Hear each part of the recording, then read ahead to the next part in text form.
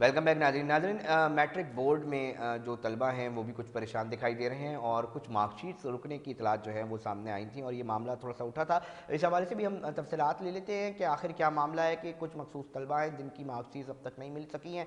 ज़ुहैब हमारे रिपोर्टर हैं, इन्होंने हमें ज्वाइन किया टेलीफोन पे। क्या मामलात हैं ज़रा डिग आउट करके बताइएगा। आप कोशिश कर रहे थे, इसके ऊपर काम कर रहे थे, क्या तफसीलात हैं ज़ुहैब?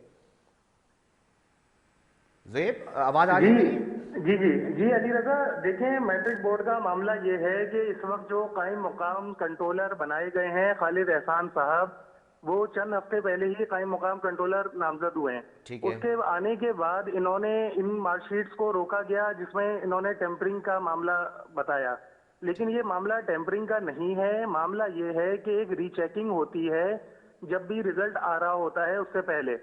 तो रीचेकिंग में बहुत सी फैकल्टी की गलतियां होती हैं। फैकल्टी की गलती इस तरह से हो सकती है जैसे उसकी कोड करने में कोई गलती हो गई, कोई और मामला हो गया।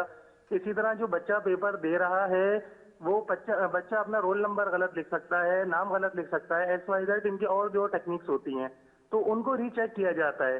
तो जिस वक्त ये रीचेक किया जा रहा होता है तो वहीं पे इसको सॉल्व करा जाता है कि हाँ ठीक है ये मामला था और इसमें कोई टेम्परिंग नहीं है, इसको हल कर दिया जाए।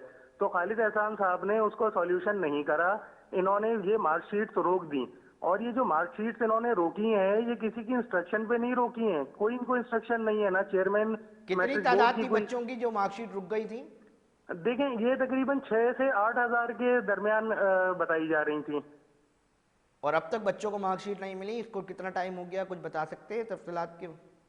देखिए ये बहुत जब से खालिद एहसान साहब आए हैं और उन्होंने ये ऐलान किया कि मैं ये मार्कशीट्स रोक रहा हूँ, उसके बाद से बच्चों में कराची में तशवीश फैल गई थी कि इन बच्चों का आया अब क्या होगा, इनका रिजल्ट होल्ड कर दिया गया है, क्या इनका रिजल्ट कैंसिल कर दिया जाएगा, पेपर दोबारा लिए जाएंगे। तो ये बड़ा मामला चल रहा था। अब क्या और अपडेट्स हैं आपके पास?